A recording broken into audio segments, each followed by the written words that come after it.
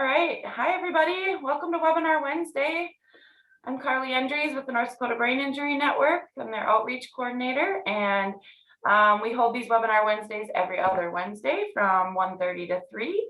Where you got your link to get on here today, there will be a CEU request there tomorrow for you to fill in and request CEUs for this presentation. We do have one scheduled for May 5th, so we do have one coming up, and then we have, I'm working on scheduling through the summer. I got a couple lined up, so we hope to continue throughout the summer, but that is all I have for you today. I'm gonna turn it over to Danielle and let her she's gonna introduce herself today, so. Awesome. Welcome, thank you so much for coming. Awesome. I hope everybody can hear and see me. My presentation is entitled The Inner Resilience of a Survivor. It talks about how we, as survivors, have been equipped with everything we need to overcome challenge. And as we all know, the last few years have been particularly challenging with the pandemic and COVID worldwide. It's definitely hit a lot of people, a lot of communities hard. But I think as brain injury survivors, we are kind of sort of equipped better than most because of the process of recovery and rehabilitation that we have gone through. I think we can handle challenges and adapt better than most. I am going to try to illustrate this using my own story, and I'm also going to highlight some key brain injury statistics I think are worth noting. So I'm going to tell you a little bit about myself, and I'm going to dive right in. So if you have a question, just feel free to stop me. I kind of go, as I was telling Carly, I'm kind of a animated speaker, very lively. So I kind of will just keep going. But if somebody has a question that just pops into your mind, it's very informal, just let me know. I'll be happy to answer it, or if Carly can bring it to my attention. Otherwise, we will be doing some Q&A at the end. Like after I'm all done, like I will give you guys the floor and you can ask me anything you would like. So here we go. My name is Danielle Berzant. I am an author and professional speaker. I am very active in my local community. And right now I live in Marion, Iowa. And I have served on boards as a board of director, commissioner for the city. I just kind of like to refer to myself as kind of a little bit of an activist. Anytime people ask me to do something, I have a hard time saying no. I'm getting better at that as my time has gotten very stretched. So I'm kind of sort of at my limit, but if there's any way I can help, I'm always willing to give it a look, hear what you have to say, and just try to do my best to help. So I'm very passionate about giving back to a world in which I was given a second chance. That's what happened 9 years ago. A near fatal car accident almost claimed my life. After doctors were able to get me to survive, I was left to teach myself how to thrive. And that is where my story begins. My presentation just goes straight in to the very moment I realized what had happened to me and just my process of coming to terms with it. And then I go into kind of how the statistics and how my own story compared to some statistics. So I go straight in with this presentation.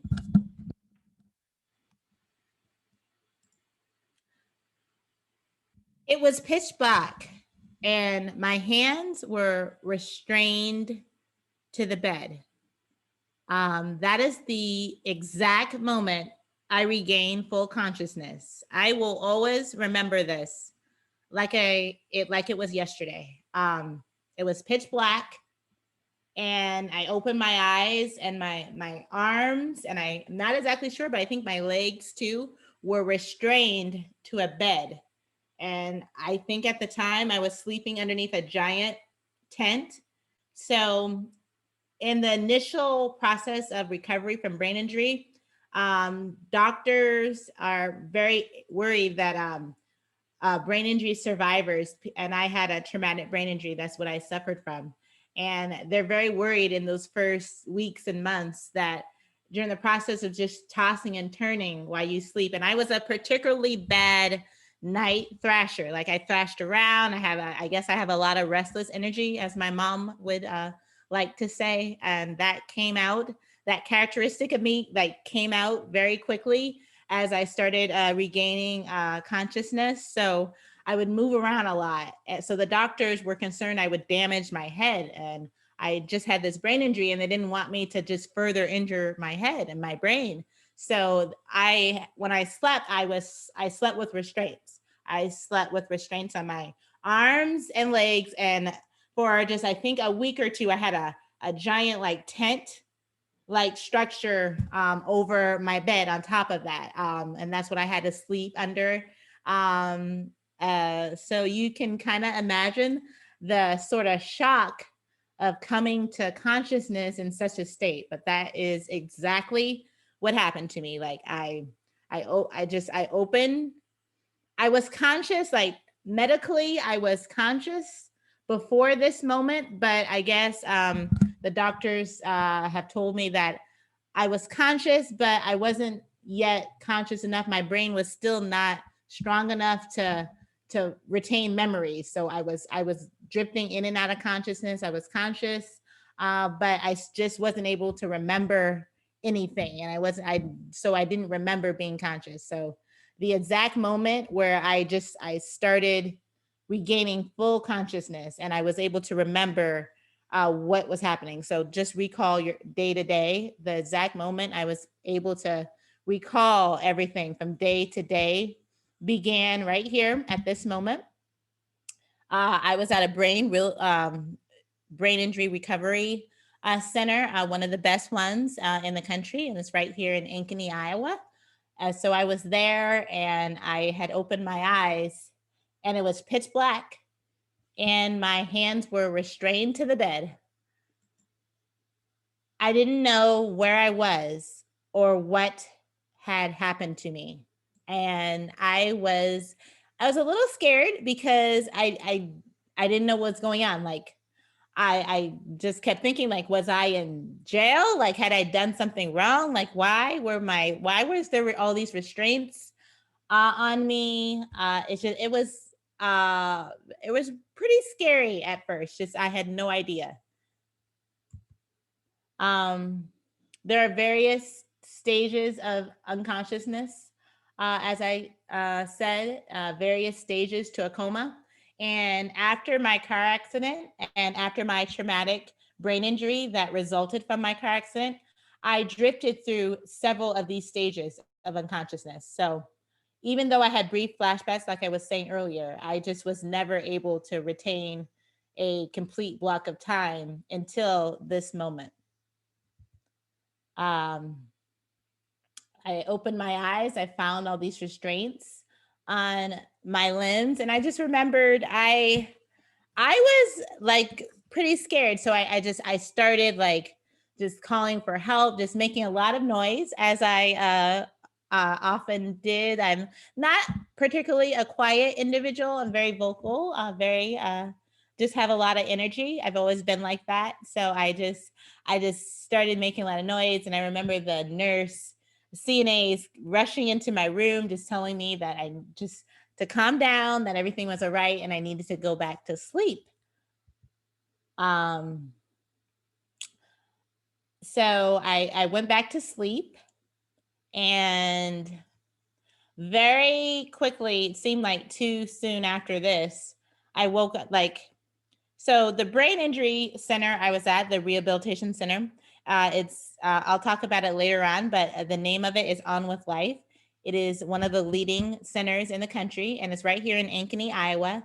And they have a very, very, very good and regimented format for their recovery. So when you get there, they want their brain injury survivors who are going through recovery, they want to get you back into real life, back into just being able to function as quickly as you can. So that turned out to be very good. But as part of that, we were not allowed to sleep, but so much.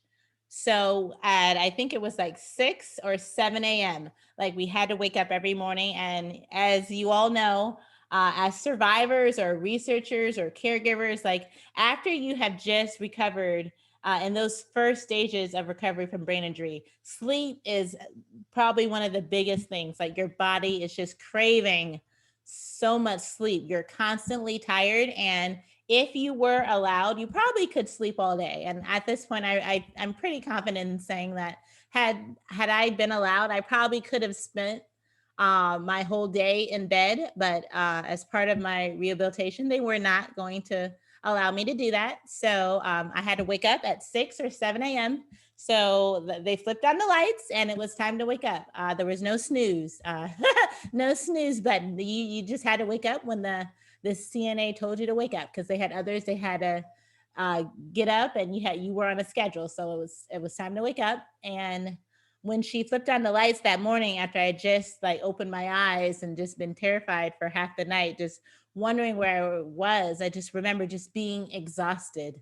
I didn't recognize any faces. I didn't recall any of the images around me. And I didn't know where I was. Like everything was foreign to me. So I lived in Cedar Rapids, Iowa at the time I was going to college, and the brain injury center was about over 100 miles away from Cedar Rapids. So I wasn't around any friends or family. So I just had no clue where I was. I remember feeling this constant question of why. So the day I regained consciousness, I woke up and just kind of just went through the motions, and I had this constant question of why. Like, why was somebody helping me get dressed? I remember the CNA came into the room and she would help me shower and dress, and I could barely stand on my own. And I couldn't figure out like why was this happening? Like I thought I thought I knew how to walk. I was pretty sure, like, but why did I need all this help? It just, I didn't know. Why was I in a wheelchair? Because at that moment, after the CNA had helped me get ready and showered, I did was able to shower and stand up for that and hang on to the railing that was in the shower. But after the shower, I immediately was put into my wheelchair, and I did not even know why I had a wheelchair at this point. Like I'm pretty sure I knew how to walk, but like, why did I need a wheelchair? Like I also had a feeding tube, and I'm like, why was this plastic attached to my stomach? Like, why did I have a feeding tube? I didn't know the answer to all of these questions. I just remember going through that day and just like, what on just kind of like a zombie. I'm just shocked at everything, just going through the motions. But I was I was kind of afraid to ask because I didn't know what had happened or if I was in some sort of trouble. So I didn't exactly ask. I didn't ask anybody throughout that day, but I just kept questioning why all these things were happening. I was just like an observer to my own existence, if I could put it in sort of, if you can imagine that.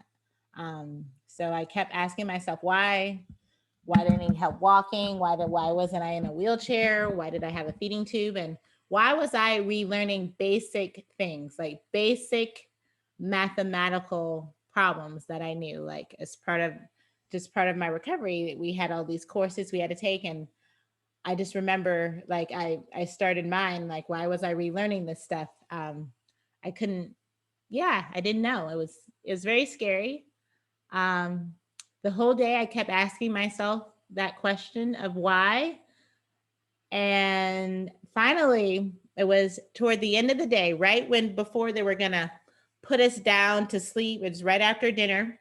After dinner, we were allowed to just kind of all socialize, like congregate all of the patients. We sat in our wheelchairs, and the ones that were able to watch just sat down on a couch, and we all watched. We're allowed to watch about a half hour or an hour of TV before we went to bed. And there was a receptionist, CNA, who who sat behind the desk and kind of was there in case anything happened.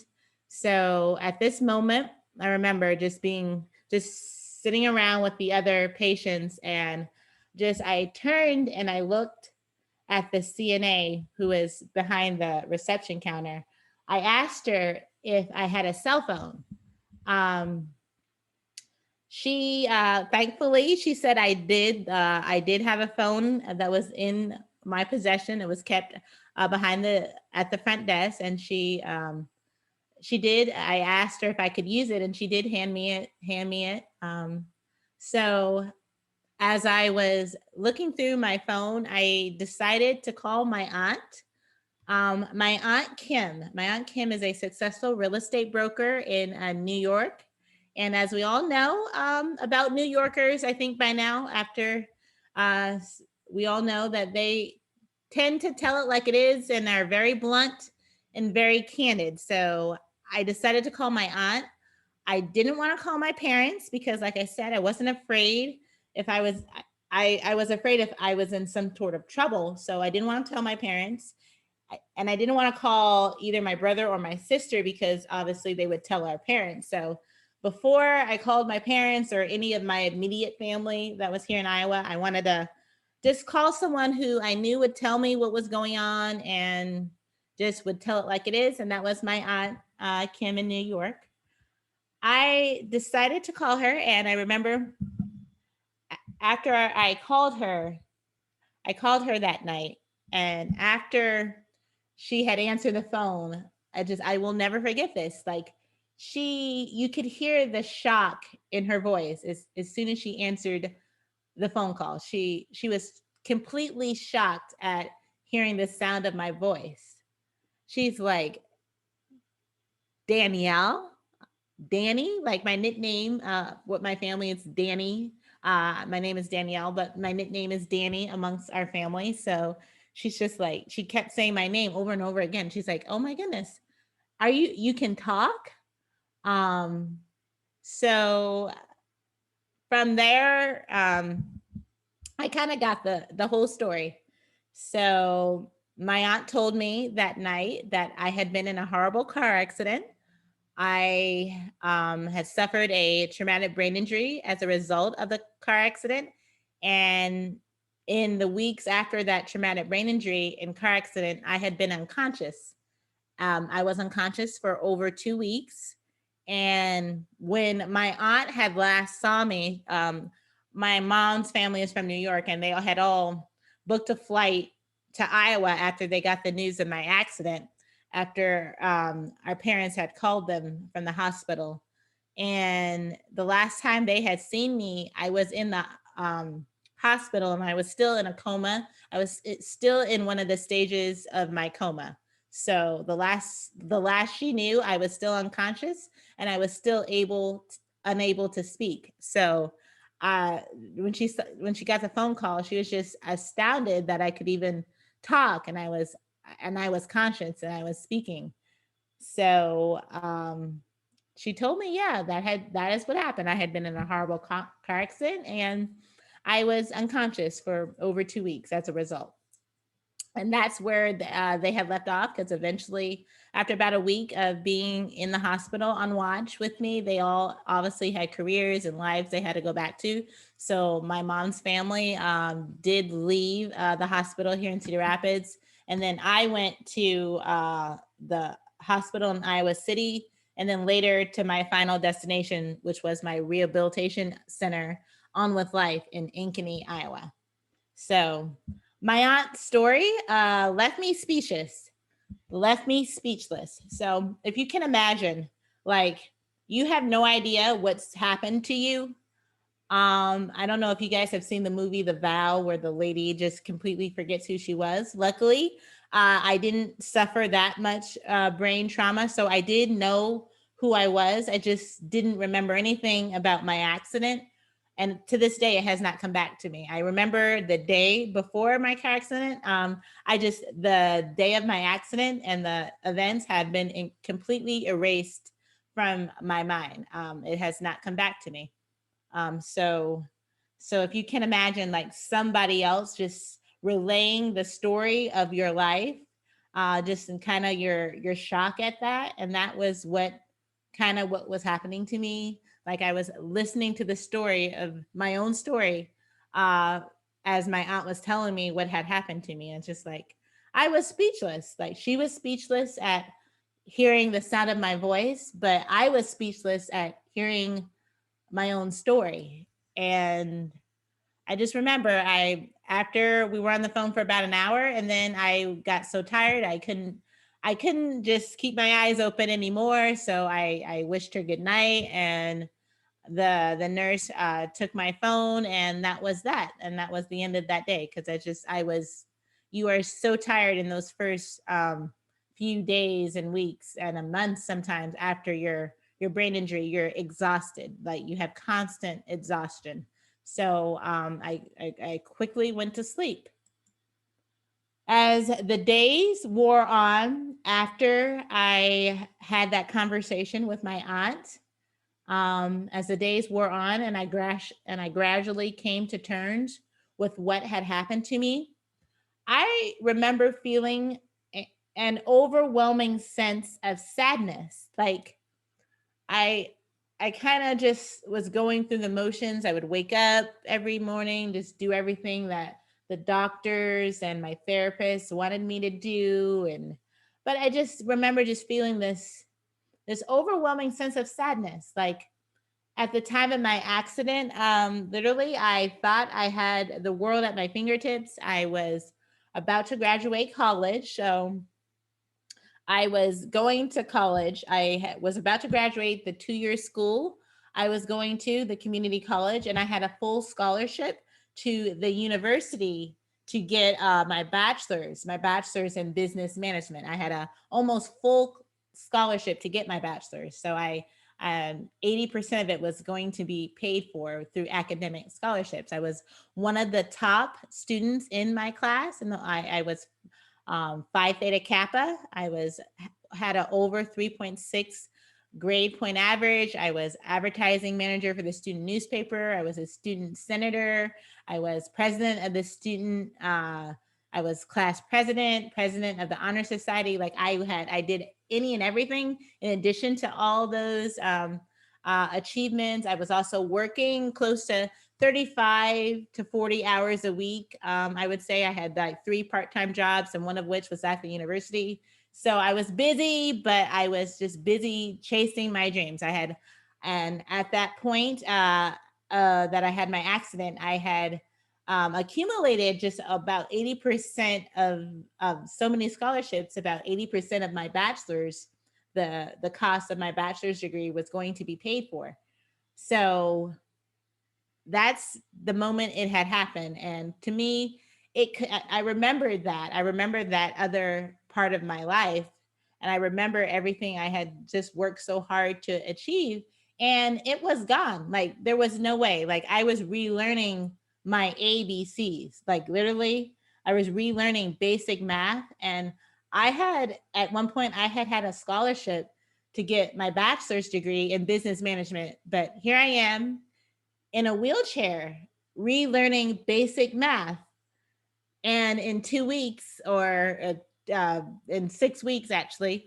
So I was relearning basic math. And in 6 weeks, I was supposed to start studying for my bachelor's degree. And there was just no way. I had to give it up. I had to give up everything I had worked so hard to achieve. And I was sad. Like to me, I thought my life was over. Like I literally, that's what I thought. Like at some point, I remember at some points it got so bad for me. Just as I was just sitting there with this sadness and thinking, I just remembered I would just stare off into space, and I was just thinking that maybe it had been better if I had died that day. Like after my car accident, I'm friends with I had hit my car. This is how my car accident happened. There was a freak ice storm here in Iowa, and I was driving on the highway, and the police had set up a barricade, to warn drivers about the ice so they wouldn't drive too fast. So I was I think I was hurrying back from church that day, and I was trying to get to a just a small party that I had been planning with a bunch of my friends, and I had all the supplies in my car, and I was trying to hurry up to get to the party that we were planning that night, and I hit the police barricade that they had set up, and I just hit it, and I hit it with so much force that I was ejected from my vehicle, and then the impact of being ejected from my vehicle, just I instantly lost consciousness. I hit a certain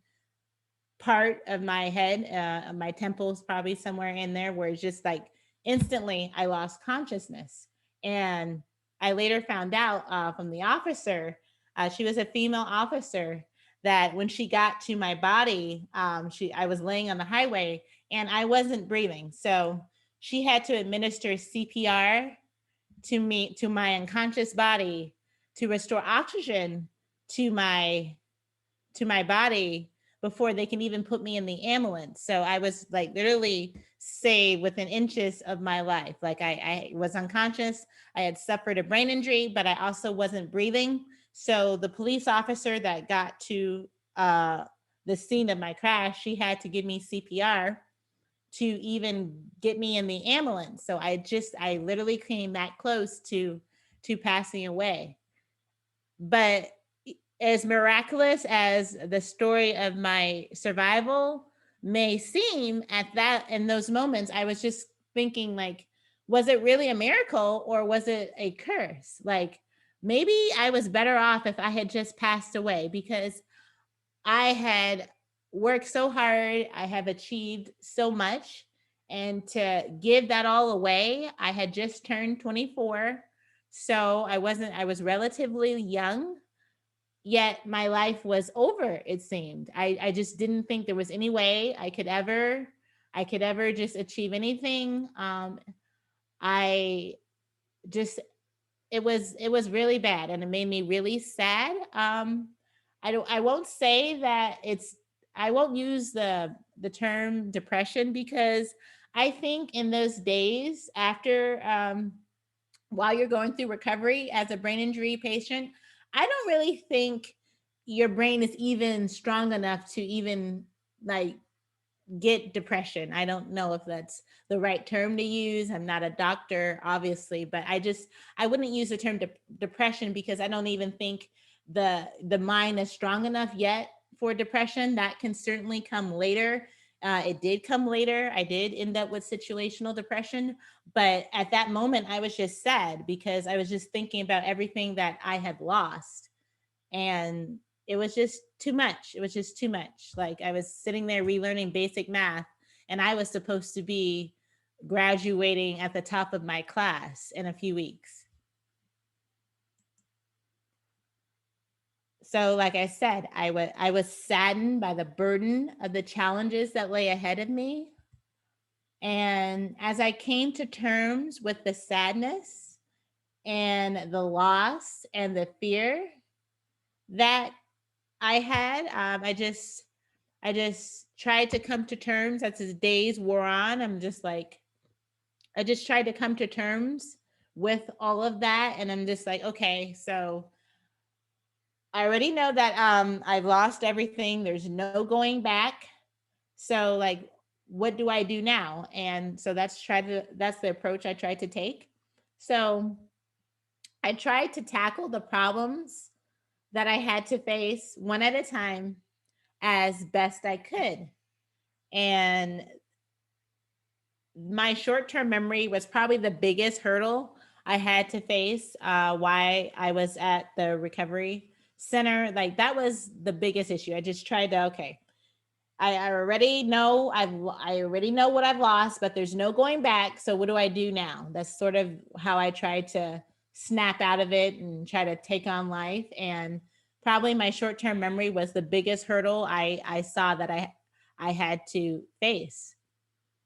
Um, my short-term memory at that point was so bad, I often forgot what day of the week it was by noon. I was constantly exhausted. And like I said, I could sleep 12 to 16, probably all day if I had been allowed to. I worried about my future. My rehabilitation was blessedly smooth, just in medically speaking. Thankfully, my rehabilitation was pretty smooth. Within weeks of regaining full consciousness, I was able to come out of my wheelchair.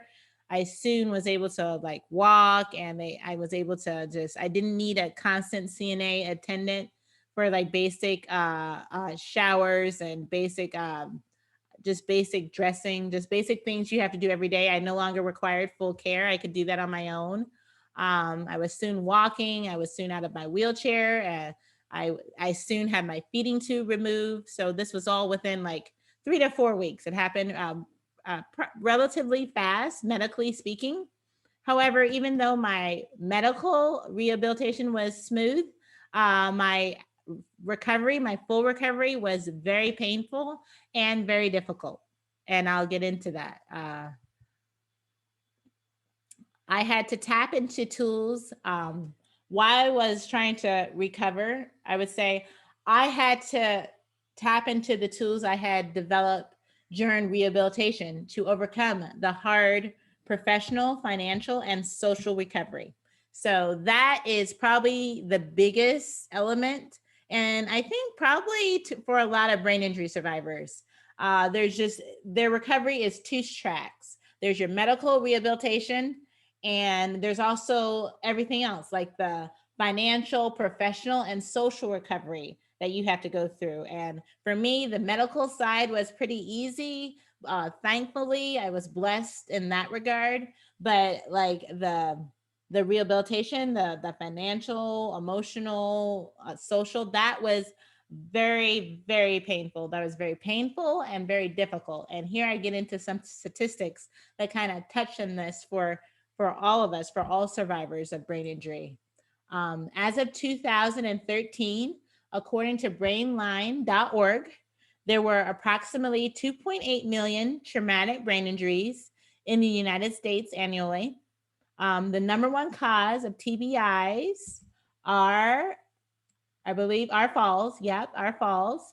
The second leading cause of TBIs are direct impact, such as being struck or colliding into an object. That could happen like on the job, like something just heavy just falls onto your head.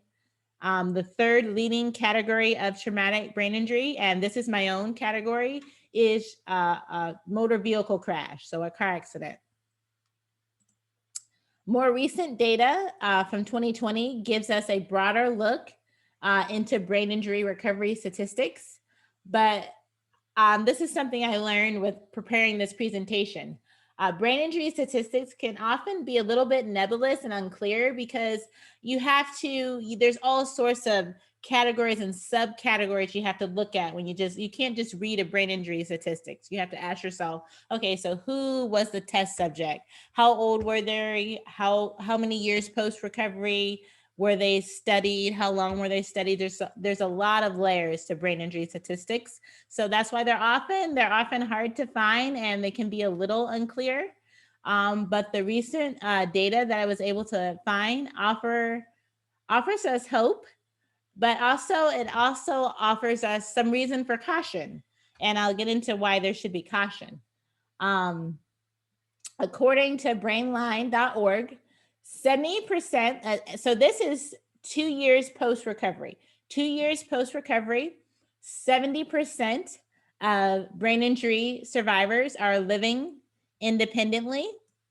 50% are driving vehicles, but only 30% were gainfully employed. So this is why I think these statistics, this is probably the biggest reason why I think these statistics should give us reason for pause and some caution, because I know what a big impact getting back into the workforce just just getting a job, having a reason to wake up every morning, just the things you have to do in the process of just any job, that just the natural like systems and tools and things you just have to memorize just with any job, just like, okay, where am I going to clock in? Where am I going to do this? Just the things you have to memorize with any job. That was so crucial to me in my recovery. Like it was huge. Just getting my memory back, just having a reason to wake up every day, getting out of that situational depression I found myself into, just having a reason to wake up every morning and finding a job. That was huge for me. So the fact that only 2 years post recovery, only 30% of brain injury survivors are gainfully employed, I think should give us some caution. In my own case, it wasn't myself that motivated that. I can't take credit for that. It was my parents, particularly my father, who may he rest in peace. He passed away last year, but it was my parents and my dad who like pushed me, who like, okay, didn't allow me to feel sorry for myself. They're like, okay, this has happened to you, and but you're still the same person. You're still gonna chase your dreams. You're gonna have a reason to wake up in the morning. You're just gonna find a job, get back on your feet, start earning some income. Like they just pushed me just to just get back out there, and they were so crucial. And I just know what an impact that had, just getting back into the workforce. So the fact that only 30% are gainfully employed should give us some caution. Also, I kind of pivot now into the challenges that COVID have brought to the brain injury community. Like COVID has been challenging in all sorts of ways, but it adds a whole new layer of challenge to brain injury survivors, because if you are suffering from a brain injury and you get COVID, you have all sorts of other things to be concerned of. So that is kind of particularly scary for brain injury survivors about catching the coronavirus. It adds a complete new layer to recovery and symptoms. According to the Psychiatric Times, researchers are becoming increasingly aware of a number of neurological effects of COVID that can be exacerbated with brain injury survivors. These include personality changes, aggression, seizures, irritability, and self-injurious behaviors, such as like just a greater predisposition to addiction or self-medication with a lot of harmful substances. Like already when you go through a brain injury, you're kind of more at risk for these things. But when you add COVID to it, it just increases your risk for all of these things, because researchers are becoming aware of, like, once you get COVID, it causes ischemic stroke. So like the reason why there's a lot of cerebrovascular complications from getting a coronavirus infection. The effects I previously list that you're more at risk of as a brain injury survivor getting COVID are the result of cerebral vascular complications a coronavirus infection can cause, such as ischemic stroke. Ischemic stroke, internal brain hemorrhaging, and a lot of series of underlying additional cranial infections. So, as a brain injury survivor, if you get COVID, you're at risk of getting all these other things. So it can be quite scary. I'm very thankful that I did not have to worry about COVID while I was going through my brain injury recovery, but I can only imagine as a brain injury survivor in a rehabilitation center like I was in, that was pretty open. We had visitors and volunteers. So just imagine if I had to go through being at that center right now during COVID and just being at risk of catching COVID, because like it would be very scary because getting a coronavirus infection while you have a brain injury puts you at risk for all these other things. That's quite scary. Um, the additional potential neurological effects of brain injury patients can get from suffering from COVID causes additionalized specialized care. So as a brain injury survivor, we already receive specialized care. But if we are a brain injury patient and we get COVID, we require additionalized specialized care. So I can only imagine just the cost and effects, the cost and effects associated to that. So that could add on to the financial burden many brain injury survivors have to face after they get out of recovery. So this is sort of my take, the summary of what I've told you guys today. Um, Accurate brain injury statistics can often be difficult to find, like I said earlier, and the ones that exist can often be contradictory and nebulous. But the overarching theme, I think I was able to come through the conclusion I think we can all come through still is that like there is a lot of reason for hope for brain injury in the United States right now. But why there is reason for hope, there are also a lot of reasons for us to just be cautious and a lot of things that should give us pause. But still, as brain injury survivors, I think that we have the tools necessary to overcome challenge because of the things we had to learn during rehabilitation. I remember while recovering from my own traumatic brain injury, like I said earlier, I had to tap into a lot of the tools and resources I was given at my brain injury recovery clinic. Um, Things like dealing with isolation. So a lot of brain injury survivors like myself, we go through recovery. Often we're isolated because a lot of brain injury centers are not near, they're usually not in anybody's backyard. And that certainly wasn't the case for me. Where I went was over 100 miles away. So we have to learn to deal with isolation. So that is something that we are able to deal with because we have to deal with isolation, and that isolation is a new thing a lot of people are dealing with COVID. But that is something brain injury survivors we had to deal with during our recovery. Also, short-term memory loss, just you need to prioritize after you get out of brain injury, your rehabilitation. As you go through recovery, a lot of people do outpatient. You just have to prioritize what you have. You have a lot of things, a lot of challenges that you have to face. So you kind of have to learn to prioritize. So and that's what I had to do at my center. Just like, okay, what is my biggest challenge? What am I going to tackle? Like, what is the next biggest challenge? Like, what should I tackle? And you kind of sort of have to develop your own order to things. And also, like I said, deal with isolation. Particularly going back a little bit, how I kind of dealt with my biggest challenge, which was my short-term memory. I developed a technique I'm just going to touch on here.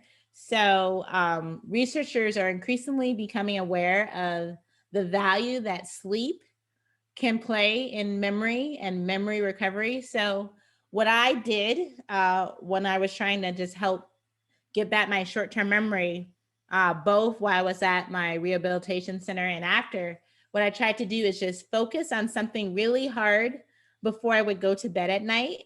And I just did this. Like I picked one thing, like whether it was like reading or like a certain password I wanted to remember. I just focused on it really, really hard before I went to bed at night. And I found if I did this and when I woke up the next morning, it was easier to recall. Like it would come back to me easier, or I remembered that password. Luckily, that's how I remembered my bank password to get access all my banking stuff. Just I try to focus on that one thing really hard before I went to bed. And I found when I did that, it became easier for me to recall in the morning. So that was a technique. After short-term memory loss, I think my next greatest challenge I had to overcome as a brain injury survivor was the financial difficulty my rehabilitation caused. So luckily, like my insurance paid 75 to 80% of the costs, and they were a lot of costs associated. So my health insurance paid 75 to 80% of it, but still 25 to 20% of $100,000 bill. Like my bill, I think when it was all said and done, my bill was like over $100,000.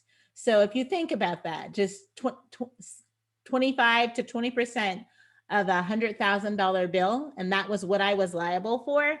And I was a college student. I was working part-time. I was working for the university to pay some of my income. Like there was just no way. And then on top of that, after I left rehabilitation, I wasn't able to work for a year. My memory was so bad. I just didn't have the right social skills. I was still awkward. I couldn't work for a year, and I had all these bills coming in.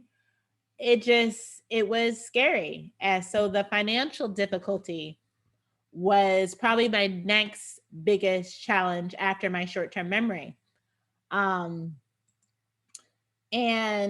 key to getting back on my feet, especially during this time, were my parents, as I said earlier, particularly my father, who passed away last year, unfortunately. My parents just didn't let me feel sorry for myself. They challenged me. They constantly challenged me. They just didn't like when I got back and I left rehabilitation. So I had to go back. I had to give up. Obviously, I had no job. I had no way of supporting myself. So I had to move back in with mom and dad. So they were around me every day, and just every day they're just like, okay, what's your goal? Like, what are you going to do? Like, they constantly like challenged me to get back into the world and to chase my dreams. And just, it seemed too much at the time. Like I had lost tens of thousands of dollars in college scholarships. I had lost my internship, my new car, my apartment, like everything material, everything that I had accumulated over the years, any asset, anything, like it was gone. I had to give up everything. Like literally I had nothing.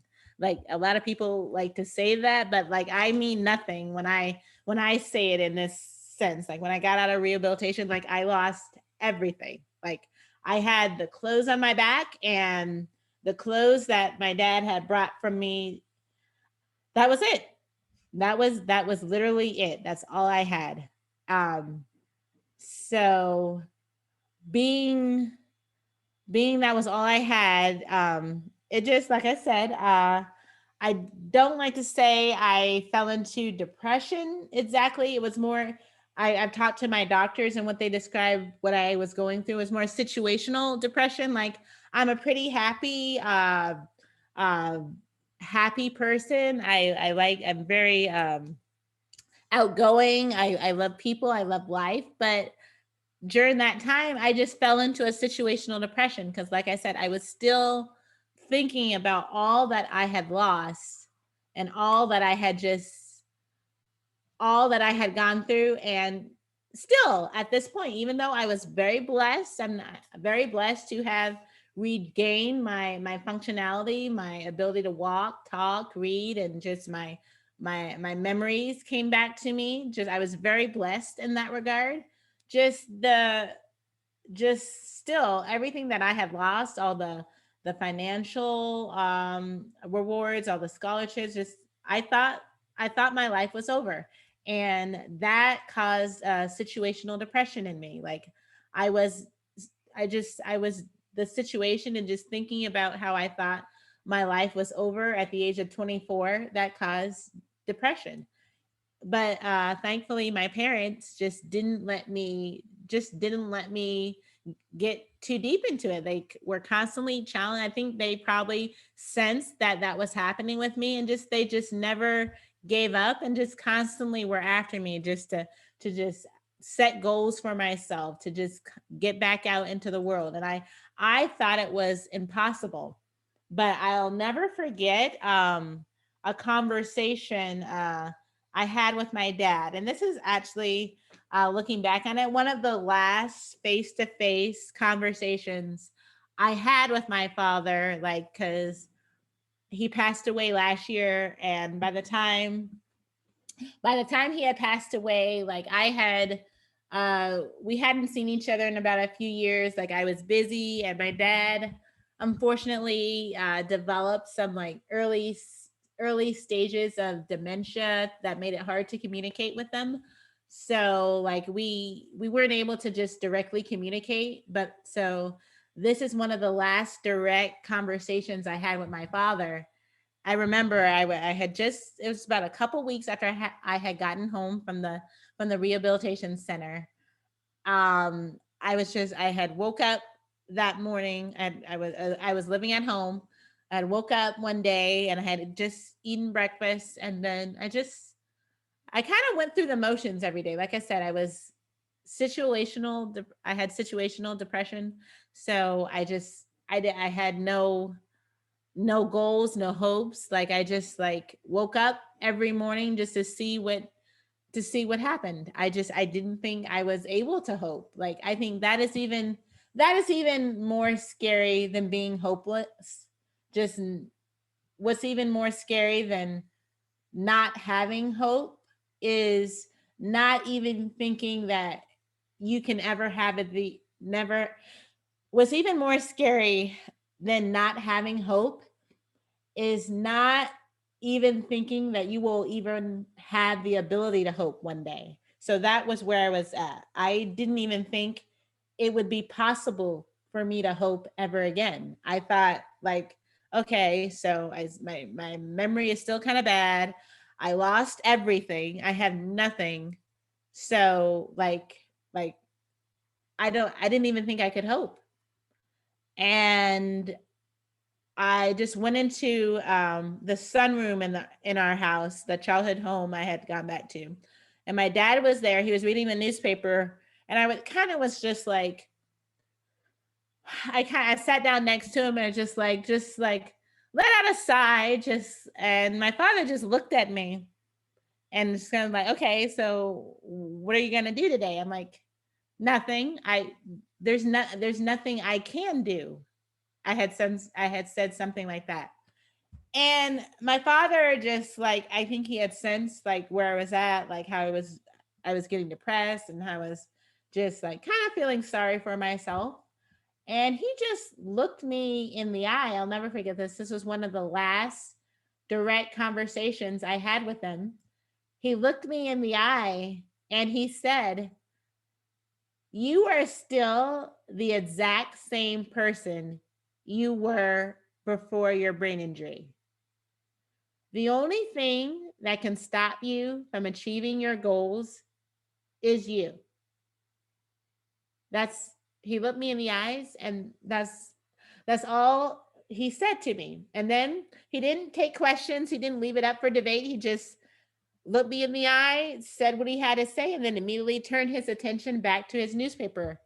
And kind of I was speechless. Like, okay, like, what do you mean the only person that can stop me is me? Like, don't you see what has happened to me? I just didn't think I could have the ability to hope at this point.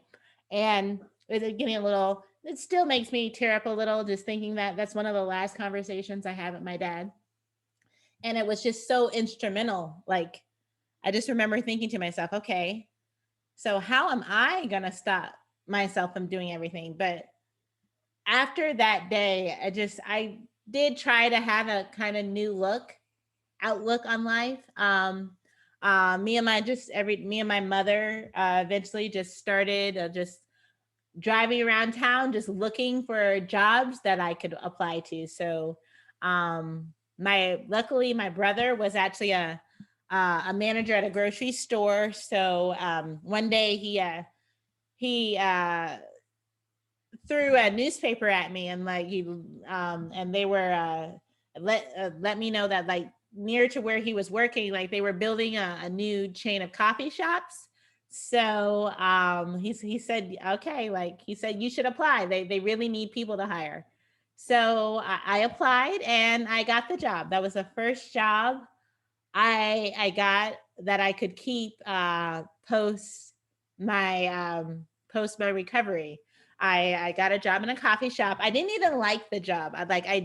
But I just remember what a world of a difference it made. Like I didn't even like what I was doing, but still having a reason to wake up every morning, just having to go to a place and just the little things we had to do to just memorize every day, like the cash register, like the little ingredients that went in each coffee. It just that helped my memory. Just that process of memorization, it just helped my memory so much. And then, like I said, just having a reason to wake up every morning, to go out and just do things.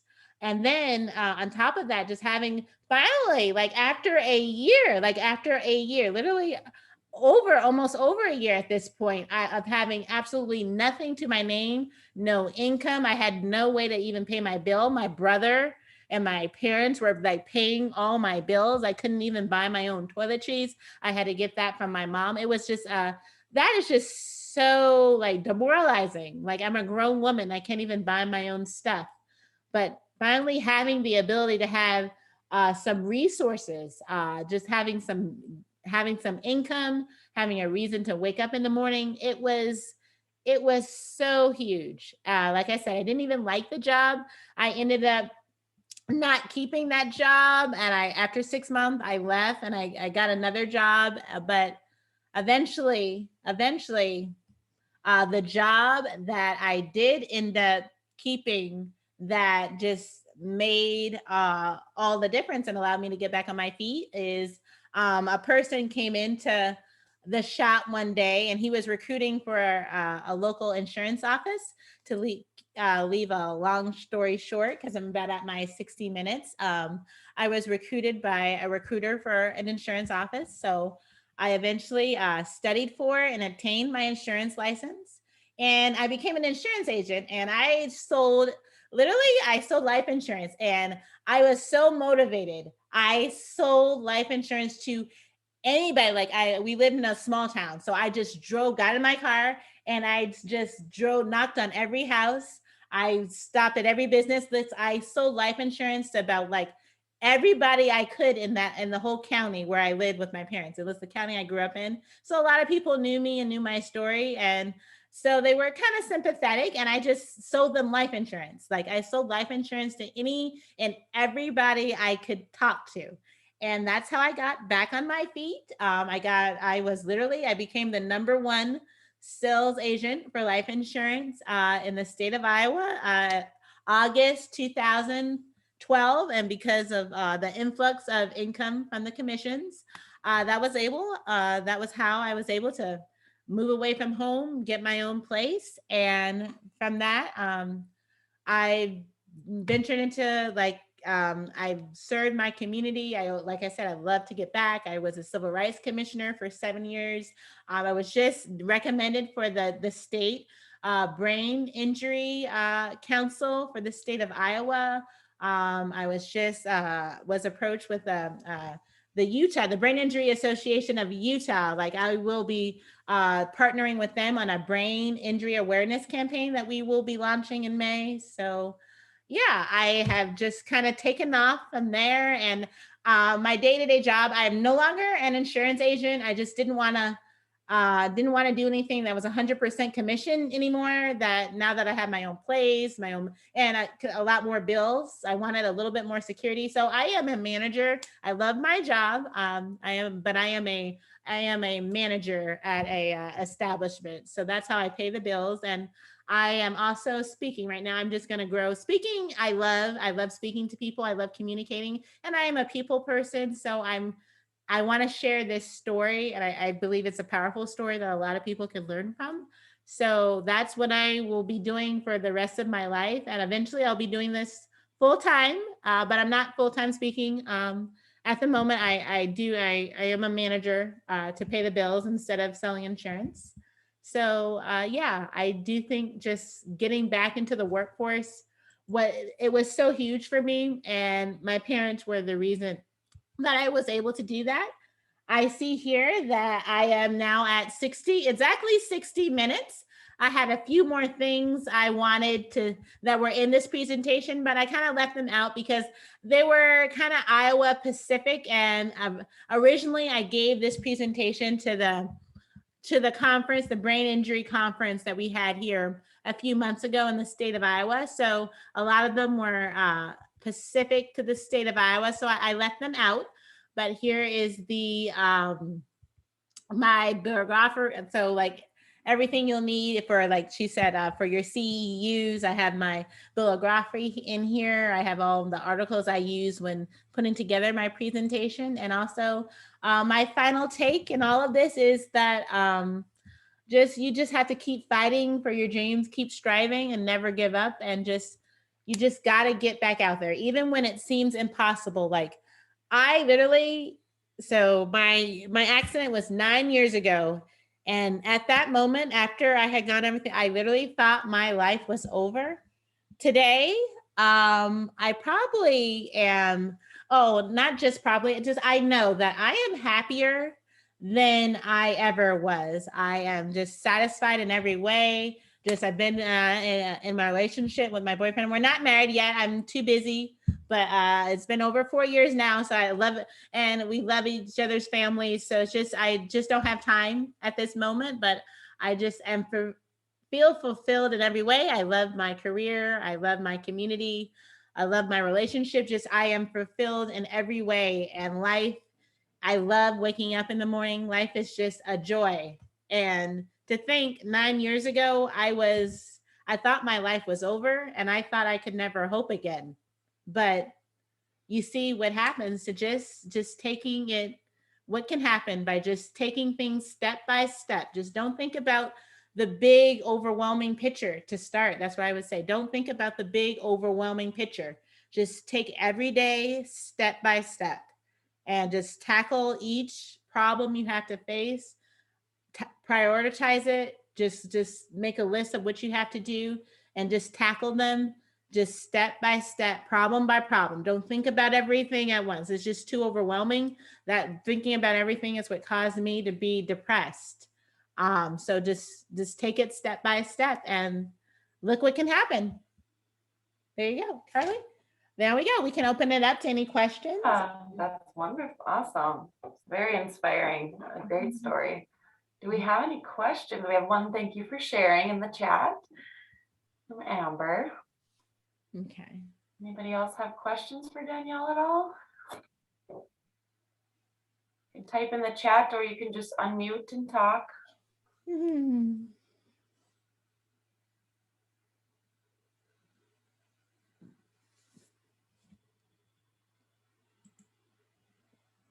Let me see if I could. So just really quickly, like, do you want a copy of the presentation if anybody just wants to go over it? I'll be more than happy to just provide you with a copy. Just let me know. Sure, that would be great. Yeah. And sure. Like anybody who like just listens later and comes up with a question, yeah, you can just email that to me too. I'll be happy to get back to you. Like we have a good communication network. Like I'll see your email. And the email goes straight to my phone, so I'll reply as soon as I can. Okay, that's great. I know that's how we connected. Mm-hmm. Right. So, yeah. Right. All right. Anybody have any questions before we let her go?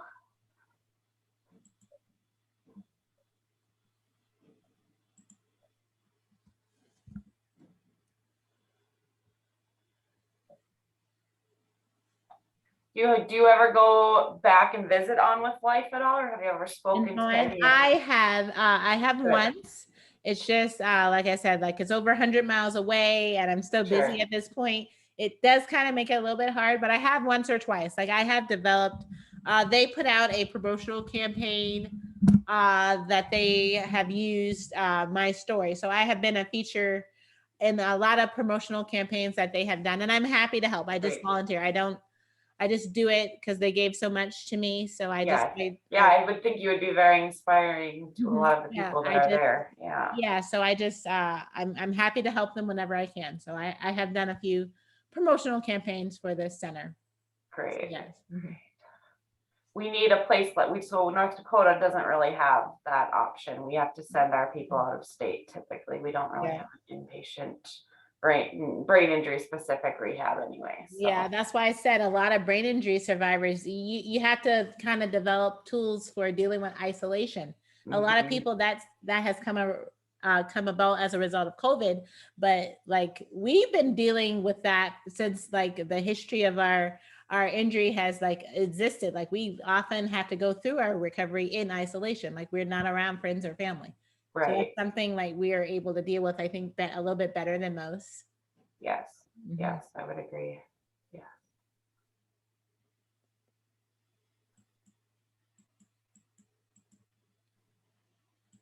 Right. Well, I Yeah. don't see any, so I think we'll let you go about your day, but thank you so much for your time and No hearing problem. out your story, and hopefully we'll see you at Mind Matters. Yep, That's our conference. we will be talking about that as soon as like right after this. We'll just be talking. All right. Yeah, it was a Sounds good, pleasure. Danielle. Thank you so much. No problem. It was a pleasure. Bye. Bye.